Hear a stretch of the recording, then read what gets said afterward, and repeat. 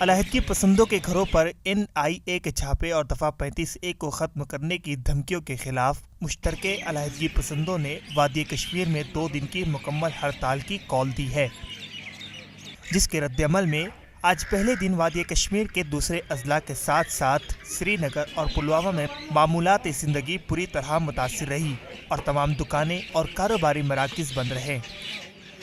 سڑکوں سے public transport کی نقل و حمل معطل رہی، تاہم کہیں کہیں پر نجی گاڑیوں کی آمد و رفت دیکھی گئی۔ انتظامیہ نے وادی کشمیر میں امن و قانون کی صورتحال کو برقرار رکھنے کے لیے حساس مقامات پر سیکیورٹی کی اضافی نفری کو تعینات کیا ہے۔ دوسری جانب علیحدگی پسند رہنما سید علی گیلانی طویل مدت سے گھر میں ہی نظر بند ہیں، جبکہ یاسین ملک کو گزشتہ سنیچر کے روز ہی گھر سے گرفتار کیا گیا تھا۔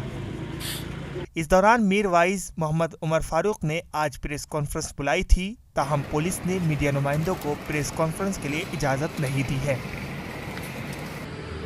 ETV بھارت کے لیے پرویز الدین اور شوکت ڈار کی خصوصی رپورٹ۔